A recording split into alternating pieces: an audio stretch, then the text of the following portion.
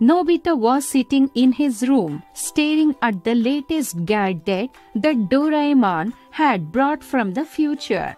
It was a small, sleek device that looked like a wristwatch, but Doraemon had told him it was a time-slowing gadget. With a flick of a switch, the gadget would slow down time, giving Nobita an unfair advantage in any game or competition he participated in. Nobita's eyes lit up with excitement as he put on the gadget and rushed to the park. He challenged his friends Shizuka, Gia, and Tsuneyo to a game of soccer. With the time-slowing gadget, Nobita was able to dodge and kick the ball with ease, scoring goal after goal.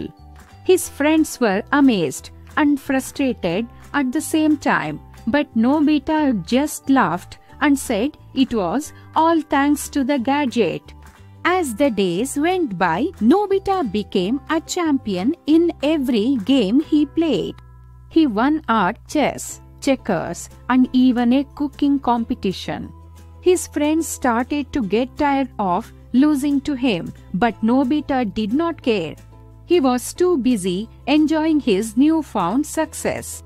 However, things took a turn for the worse when Nobita decided to use the gadget to cheat in a school exam. He put on the device and started to answer the questions at lightning speed, but this time something went wrong. The time-slowing gadget malfunctioned and froze time completely. The classroom was stuck in a time loop with everyone and everything frozen in place. Nobita was the only one who could move, but he did not know how to reverse the effect. He frantically tried to turn off the gadget, but it was stuck in an infinite loop. Doraemon, who had been watching from the sidelines, rushed to Nobita's side and helped him figure out the problem. Together, they managed to shut down the gadget and unfreeze time. The classroom returned to normal and Nobita's friends were relieved to be able to move again. As they walked home, Doraemon scolded Nobita for using the gadget to cheat.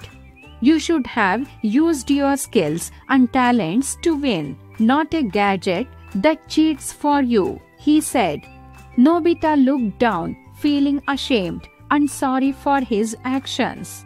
From that day on, Nobita learned a valuable lesson about the importance of fair play and using his own abilities to achieve success. He returned the time-slowing gadget to Doraemon, promising to never use it again. And as for Doraemon, he made sure to keep a close eye on Nobita, knowing that his friend still had a lot to learn about being a true champion.